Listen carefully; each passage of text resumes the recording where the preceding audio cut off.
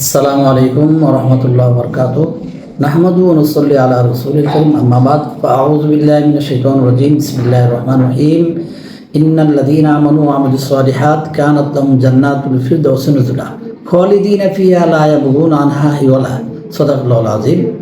সুপ্রিয় দর্শকবৃন্দ, আলোচনা করব একজন আবেদের, হাকিমুল উম্মাত মুজাদ্দিদে মিল্লাত শাহ আশরাফ আলী থানভী রহমাতুল্লাহ আলাইহি এক আবেদের ঘটনা নকল করছেন যে আবেদ ছিল সবজি বিক্রেতাকারী, কিন্তু সবজি বিক্রি করলেও সে সর্বদাই ওযুর সাথে থাকতো এবং কখনো ওযু ছাড়া থাকতো না, অর্থাৎ সর্বদাই ওযু অবস্থায় থাকতো। একদিন রাস্তায় সবজি নিয়ে বের হয়েছে, ওই অবস্থায় একজন লোক তাকে সামনে এইভাবে ধরছে।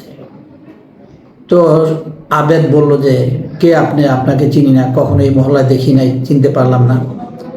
তখন কানে কানে বলল যে, আমি মালাকুল মউত আজরাইল আলাইহিস সালাম।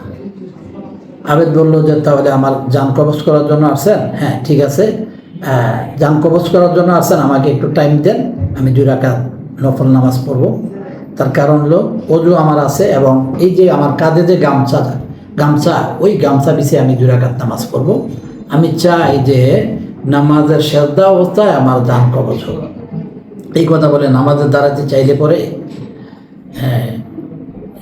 মালাকুল মউত আজরাইল আলাইহিস সালাম বলল যে, না, তোমার জান কবজ করার জন্য আসি নাই, তোমাকে দেখার জন্য আসছি। এই জন্য যে তোমার আলোচনা আরশে মহল্লাতে হয় যে অমুক আবেদ সর্বদাই ওযু অবস্থায় থাকে এবং তার ইবাদত অনেক গভীরে, সে অনেক ইবাদত করে। এই জন্য তোমাকে দেখার জন্য আমি আসছি যে তুমি কেমন লোক।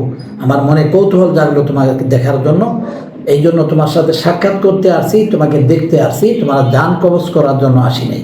সুপ্রিয় দর্শকবৃন্দ, এই আবেদের কাহিনী থেকে, এই ঘটনা থেকে আমরা আমাদের জন্য শিক্ষণীয় হলো যে আমরা সর্বদা ওযুর সাথে থাকবো।